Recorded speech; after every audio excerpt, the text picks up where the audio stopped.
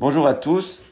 Nous sommes dans Parashat Béchalar, qui est fameuse pour l'ouverture de la mer par laquelle les Bnei Israël ont été sauvés de l'armée égyptienne qui les poursuivait.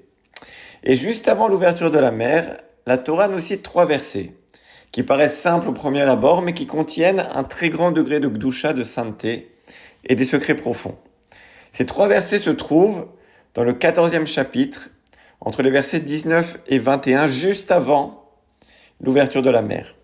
Le premier verset dit Vaïssa malach Elohim haoler lifnei machane Israël, l'ange d'Hachem qui marchait devant le camp d'Israël.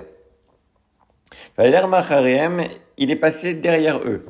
Vaïssa amud ha'anan mipenehem ve'amod machariem, et les nuées de gloire, les anané kavod, ont cessé d'être devant eux et sont également passés derrière.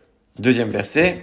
Vayavo ben machane Mitzrayim ben machane Israël, et elle passa entre le camp des Égyptiens et celui d'Israël. Vaïanan va'achosher vayer et alayla velo karav ze elze kol alayla. Pour les uns, c'était les ténèbres, l'obscurité, et pour les autres, la nuit était éclairée. Et de toute la nuit, les uns ne s'approchèrent pas des autres. Le troisième verset. Vaet Moshe et Yado alayam. Moshe étendit sa main sur la mer. Vayoler Adonai et Ayam beruach kadim aza kol alayla. Et Hachem fit reculer la mer toute la nuit par un vent d'est puissant. Vayasem et Ayam les charava vayivaku amaim. Et donc ce vent mit la mer à sec et les eaux furent divisées. Donc on a en fait ces 3 versets. Le premier verset nous dit que l'ange qui dirigeait Ibn Israël est passé de l'avant à l'arrière et que ce fut également le cas des Anané Kavod. Rashi explique que le nuage est passé derrière eux pour bloquer miraculeusement les flèches et les pierres que les Égyptiens ont lancées sur les Bnei Israël par derrière. Le deuxième verset raconte que le nuage a non seulement protégé les Bnei Israël, mais a également créé une épaisse obscurité dans le camp égyptien derrière eux, tout en fournissant de la lumière pour les Bnei Israël. Enfin, le troisième verset raconte que Moshe a levé son bâton au-dessus de la mer, après quoi les eaux se sont séparées, permettant aux Bnei Israël de traverser en toute sécurité. Ce qui rend cette série de versets si exceptionnelle, c'est le fait qu'ils contiennent chacun exactement le même nombre de lettres. Chaque verset contient 72 lettres. Le Zohar enseigne que ces 3 versets font allusion aux 72 combinaisons qui forment les noms spéciaux de Dieu. Chaque nom est formé en prenant une lettre de chaque verset et en combinant les 3 lettres ensemble. Je vous explique. Plus précisément, la première lettre du premier verset, la dernière lettre du deuxième verset et la première lettre du troisième verset forment le premier nom. Puis la deuxième lettre du premier verset, l'avant-dernière lettre du deuxième verset et la deuxième lettre du troisième verset forment le deuxième nom, etc. Alors, quelle est la signification de ces noms?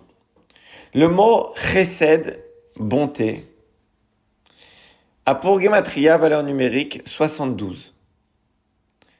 Tandis que le mot gvura, le mot utilisé pour désigner l'attribut de Dieu de justice stricte, a pour gematria valeur numérique 216, qui est 3 fois 72. En fait, en formant les 72 noms, dont chacun se compose de 3 lettres, pour un total de 216 lettres, ces versets neutralisent la gvura, les jugements, par le chesed, la bonté. Nous prenons 72 chesed et l'utilisons pour neutraliser la gvura 216. Encore une fois, je répète, comme chaque verset a 72 lettres et qu'on a 3 versets, il y a donc 72 combinaisons de noms d'Hachem de 3 lettres, qui font donc 216 lettres, qui viennent neutraliser la gvura dont la valeur est 216, la justice. Nos sages enseignent qu'à l'époque où les Bnei Israël étaient piégés face à la mer, esseulés par les Égyptiens, ils étaient menacés par l'attribut de jugement, de justice de Dieu. Les anges ont fait valoir que les Juifs ne méritaient pas de miracle, qu'ils n'étaient pas mieux que les Égyptiens. Moshe a contré ces jugements, ces accusations, cette gvoura, on a dit 216, en invoquant les 72 noms de 3 lettres. Spécifiquement dans les versets qui parlent du déroulement de Kriyat Yam-Souf, de l'ouverture de la mer. Ce qui a permis justement d'ouvrir cette mer qui ne voulait pas s'ouvrir. Le Rav Hadès pose une question. Le verset nous dit qu'Hachem a ouvert la mer Berouar, qu'il a ouvert la mer avec des vents puissants. Mais Hachem n'a pas besoin de vent pour ouvrir la mer. Ça veut dire quoi qu'il a ouvert Berouar?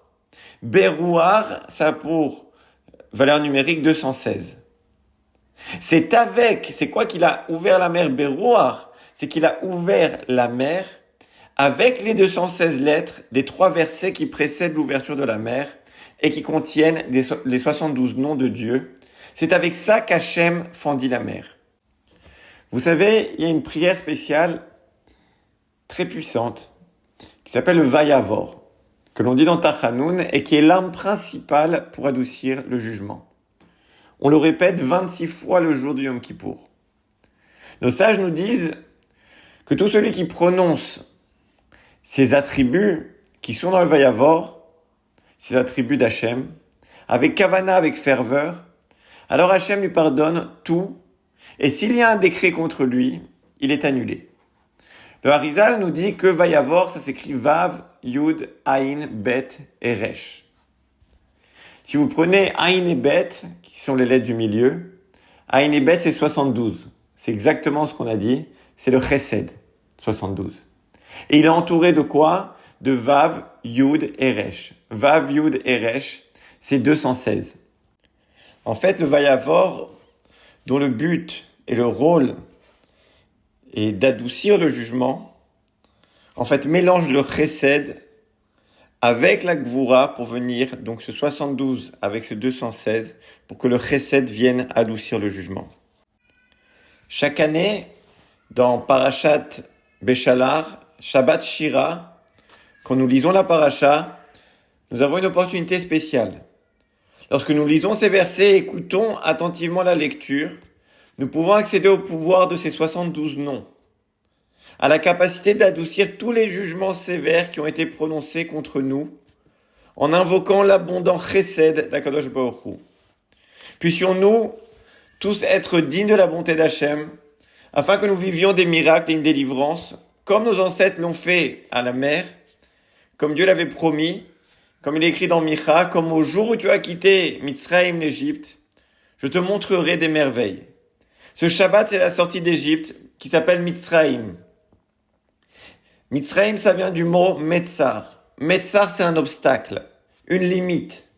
C'est le Shabbat où il faut prier pour que toutes les choses qui nous bloquent, que toutes les choses qui nous empêchent d'avancer, eh bien, s'ouvrent devant nous. C'est le Shabbat où ces noms viennent dans le monde et peuvent apporter une très grande délivrance. Ve'eda kol paul ki ata pe'alto, ve'avin kol yitzur ki ata etzarto. Que toute chose qui a été créée sache que tu es son créateur et que chaque chose qui a été façonnée sache que tu en es la source.